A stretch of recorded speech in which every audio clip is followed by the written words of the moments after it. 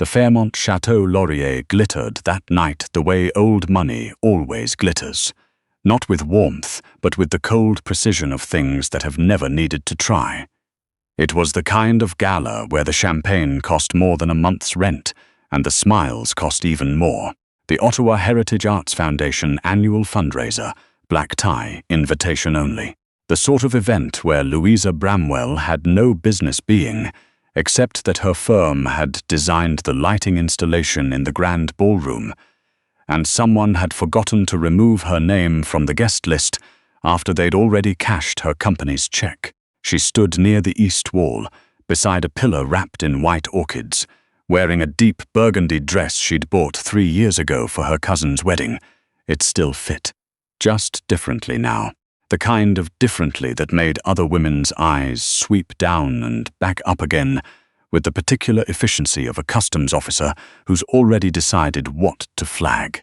Louisa had a glass of sparkling water, not champagne, because she'd learned a long time ago that alcohol made her brave and brave, made her honest and honest at events like these, made her unemployable, and she was watching the light she had designed move across the ceiling in slow amber waves. No one was looking at the ceiling, they were looking at each other, at who arrived with whom, at whose dress, at whose arm, at whose shoes. The usual archaeology of rooms like this. The installation is extraordinary. She didn't turn right away. Voices like that, low, unhurried, the kind that expected to be heard the first time, belonged to men who were used to people turning immediately. She'd learned that too. When she did turn, she found a man she didn't recognize, which was unusual, because Louisa had done her research before tonight the way she always did, cataloguing the faces that mattered so she could navigate without colliding. He was tall, dark suit, no tie, which in a room full of black ties either meant he didn't know better or that he was the only person in the building who didn't have to. His jaw was the kind architects would call load-bearing, and he was looking at the ceiling, actually looking at it. "Thank you," she said, because she'd made it and it was extraordinary, and she was tired of pretending otherwise. "The way it pulses," he said, not looking at her yet. "It's like breathing." That was the intention. She looked up too, briefly. The foundation wanted something that felt alive. Most of my clients say that and mean they want something flashy. I took them literally. He looked at her then. Louisa Bramwell. It wasn't a question. She felt the small, familiar tightening in her chest that happened when someone knew her name before she'd given it. The split-second inventory, threat, opportunity, or mistake. "You have me at a disadvantage," she said. Riordan Vex. He said it the way people say the name of a street they've lived on their whole lives. Like it required no explanation. It didn't. She knew the name, she simply hadn't known the face because Riordan Vex was notoriously difficult to photograph, the kind of difficult that required legal teams. He ran Vex Capital, which was a modest name for something that was, by most financial accounts, quietly responsible for restructuring a significant percentage of Atlantic Canada's commercial real estate in the past decade. Not a developer, not a banker. Something in between that didn't have a clean name, which was, she suspected, entirely by design. "The Bramwell firm," he said. "You did the Rideau Centre renovation, the light panels in the National Gallery's new East Wing, among other things, he agreed. His eyes moved back to the ceiling. "Who told you to use amber?" "No one. I chose it. Amber reads as gold at a distance, but up close it has warmth. Gold is cold. People like to think they want gold." A pause. "But they actually want warmth." "They want both," she said. "They want the prestige of gold and the comfort of warmth. My job is to make them feel like they're getting both, while actually giving them the thing that will make the room feel right." He looked at her with the precise attention of someone recalibrating.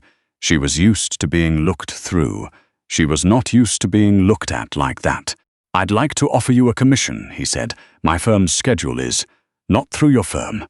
He reached into his jacket. Interior pocket, slim cardstock, no logo, just a number, and held it out. "Personally." She didn't take it immediately. "What's the commission? My primary residence. I'm rebuilding the interior from the foundation. lighting, atmosphere, the experience of the space. He tilted his head slightly. I've had 3 designers in 18 months. They keep giving me gold. Louisa took the card. She told herself it was professional curiosity. She told herself the same thing for the next 4 days, until she called the number. The Vex estate sat at the end of a private road in the Gatineau Hills, and it was, architecturally speaking, extraordinary and emotionally speaking, completely hollow. 22 rooms, ceilings that soared, walls that cost more per square meter than most people's annual salary, and the light, the existing light, was aggressive and clinical, the kind installed by someone who thought brightness was the same as living. Riordan walked her through each room without performing them. He didn't say imagine or I was thinking. He opened doors and stood back and let her look. In the main hall, she stopped and turned a slow circle. This room wants to be a forest at dusk, she said, half to herself. Then make it one. She turned. He was leaning against the doorframe, arms crossed, watching her with that same precise attention. You're not going to ask what that means. I know what it means. A slight pause.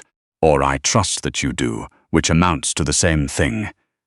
Louisa was 31 years old, and she had spent approximately half her professional life justifying her instincts to people who hired her for her instincts, and then spent the engagement second-guessing them. The novelty of being trusted was so disorienting it took her a moment to recover. She recovered by taking out her notebook. Over the following 6 weeks, she drove up to the Gatineau Hills twice a week to take measurements, test fixtures, argue with electricians, and, increasingly, unavoidably, talk to Riordan. He was there more than she expected. He worked from home the mornings she came, and he had a habit of appearing in whatever room she was working in with a cup of coffee, and no particular agenda. He never hovered. He never asked how's it going or when will it be done. He asked things like, what made you choose lighting over architecture? And do you think spaces have personalities or do we project personalities onto them? And once, memorably, do you find that people hear you differently in different rooms? She'd stopped in the middle of measuring a window recess. What do you mean? Acoustics affect authority, he said, from where he sat on a drop-cloth-covered window seat. Rooms with hard surfaces and height make people project more. Rooms with soft surfaces and lower ceilings make people more confessional. I've always wondered if you notice that. Professionally, I notice everything. Professionally, I know. A pause. I'm asking if you notice it personally. She put down her tape measure. People hear me differently everywhere. That has nothing to do with the room. He looked at her steadily. No, I don't suppose it does. She picked up the tape measure and went back to work, and did not think about that conversation for the rest of the day. She thought about it extensively that night. The first time she met the rest of his world was at a dinner at the Chateau Laurier, a different one, a private dining room, 8 people around an oval table. Riordan had asked her to come, not as a designer presenting work, but in a way that had no clean category, and she'd said yes in a way that also had no clean category. His business partner was a man named Carsten Blois, who had the handshake of someone who'd read a book about handshakes. His wife, Adeline, assessed Louisa in the first 10 seconds with the efficient thoroughness of someone who'd been doing it since boarding school. Riordan said you're redesigning the house, Adeline said over the first course. The lighting design, yes. Adeline's eyes moved over Louisa's dress. Black this time, the good one, with that same customs officer sweep. What a niche. Adeline collects art, Carsten offered as if this were relevant. Decorative, Adeline clarified, which wasn't a description of the art. Louisa smiled. It was the specific smile she'd developed over years. Small, steady, giving nothing away, the expression of someone who has heard that particular tone so many times it has become background noise. She reached for her water glass. Riordan, who had said nothing during this exchange, said, Louisa designed the East Wing installation at the National Gallery. I know what she designed, Adeline said pleasantly. Then you know it was reviewed in the Globe and in Architectural Digest, and that the gallery extended its run twice. His voice was the same temperature as it always was. I mention it only because niche implies limited. Her work is not limited. A silence settled over the table. Adeline smiled with perfect social grace and pivoted to someone else, and the dinner continued, and Louisa did not look at Riordan. She didn't need to. She could feel exactly where he was in the room, the way you feel a fire from across a space. Not because it announces itself, but because the air is different near it. Later in the car, he said, "I should have told you what to expect. I knew what to expect. Knowing and being prepared for it are different things." She looked out the window at the dark Gatineau River, the city lights smearing gold across the water. "I'm always prepared for it. That," he said quietly, "is not the reassurance you think it is." The project wrapped in late October.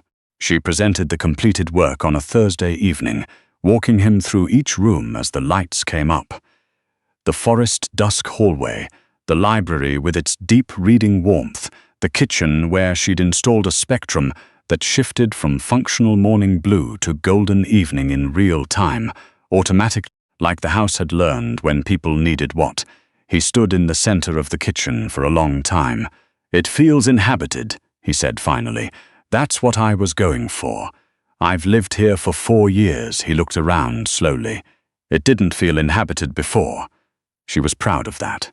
She was also, beneath the professional pride, terrified. Because she was looking at the man in his kitchen, in a house that now felt like a home because she had made it one, and she was aware that the project was over and she had no legitimate reason to be here anymore. "Send me your final invoice," he said. "I will." She drove home. She sent the invoice. She told herself it was a commission, well executed, complete. He called the following Tuesday. "I'd like to hire you for the Montreal property," he said. "Riordan. It needs more work than this one. Riordan, I think. I know what you think." A pause. The quality of silence on the phone with him was different from other silences. It had weight. "You're about to say something about professional boundaries or appropriate categories, and you're not wrong, but I'm asking anyway." She sat in her studio, surrounded by light samples and specification sheets, and the usual organized chaos of her work, and she thought about amber versus gold, about the difference between what people think they want and what will actually make the room feel right. "Send me the property details," she said. She didn't know anything was wrong until she walked into a client presentation 3 weeks later and found her work on the screen. Her Gatineau project, her photographs, her specification documents, being presented by a man named Boyd Ashcroft as the centerpiece of his firm's portfolio pitch. Boyd Ashcroft, who had briefly subcontracted her for a downtown Ottawa hotel project 8 months ago. Boyd Ashcroft, who had paid her firm's invoice and signed her NDA and then, apparently, photographed her proprietary documentation. She stood at the back of the room. She'd arrived late. She was always arriving somewhere late. And she looked at her work on that screen and she felt something inside her go very quiet and very cold. She didn't make a scene. She sat through the remainder of the presentation, collected the materials, drove back to her studio, and spent 4 hours documenting everything she could document. Then she called her lawyer. Her lawyer told her it would take time, that IP litigation in Canada was a particular kind of marathon, that Boyd Ashcroft's firm had resources. She already knew about Boyd Ashcroft's resources. She also knew that 3 of her current clients had been approached by his firm in the past 2 weeks. She knew because 2 of them had told her, with the careful awkwardness of people trying to be kind while also hedging. She did not cry. She had a glass of wine, which was allowed because this was not a professional event, but her own kitchen at 11 at night, and then she went to bed. Riordan called the next morning at 7:45, which was earlier than he'd ever called. "I heard about Ashcroft." She was quiet for a moment. "News travels. In certain circles it does." Another weighted pause. "Tell me what you need." "I need a good IP lawyer and about 2 years I don't have. I mean practically. What do you need to keep the firm running while this resolves?" She stood at her kitchen window, coffee going cold in her hand, looking at the frost on her small backyard.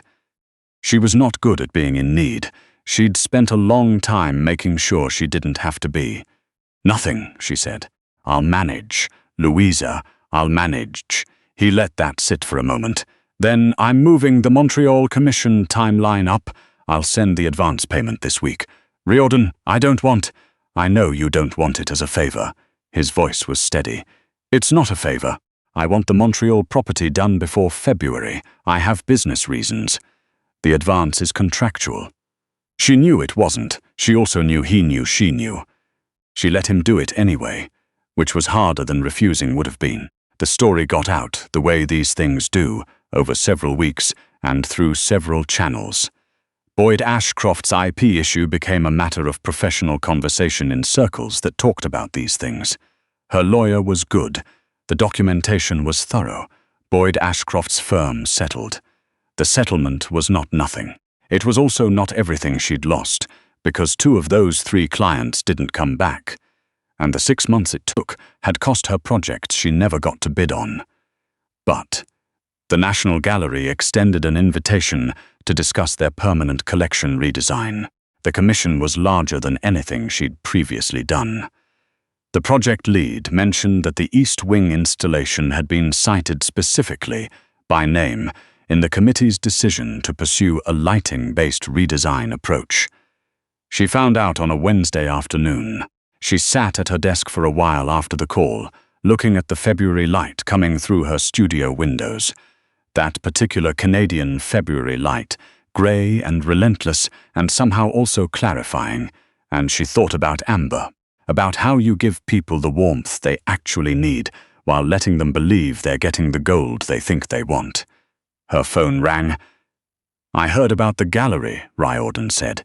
Also through certain circles, the chair of their board plays squash with Carsten. A pause. Congratulations. Thank you. Another pause longer, the weighted kind. The Montreal property is finished, she said, because she needed to say something true. Yes. So there's no professional reason. No. She looked at the February light. I'm going to the gallery reception next Thursday. The one for the new contemporary wing opening. I know. I'm on the foundation board. I know. She stood up from her desk, moved to the window, looked at the frost-edged street below. I'll be there at 7. I'll find you near the east wall, he said. You always stand near the work. She almost smiled. It's a good wall. It's an extraordinary wall. A pause. You made it that way. Outside, the February sky was beginning to shift. One of those late afternoon moments when even February light goes amber, briefly before the dark comes in. She watched it move across the rooftops.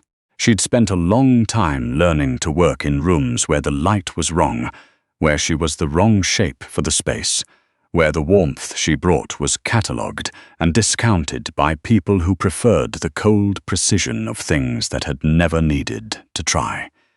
She thought about Adeline's eyes sweeping downward, about the 3 years' worth of rooms where her name was an afterthought on a guest list, about Boyd Ashcroft's hands on her work, holding it up in front of a room full of people who didn't know whose hands had made it, about Riordan in a doorframe saying, I trust that you do, which amounts to the same thing. She had designed 37 significant spaces in her career. She had made cold rooms breathe and empty rooms feel inhabited and hollow estates feel like homes. She had done all of that while people looked through her, past her, over the top of her head at whoever they'd decided was worth looking at. She was done letting rooms be wrong. Thursday at 7, she said. Thursday at 7, he confirmed. She hung up. She picked up her notebook. She opened a fresh page and wrote, at the top in her particular shorthand, National Gallery Permanent Collection, Phase 1. Below that, she wrote 2 words she'd learned to trust over every instinct anyone had ever tried to talk her out of. Start amber. The February light held for another few minutes, gold warm and undeserved, spread across everything it touched without asking permission. Then it shifted. Then it stayed.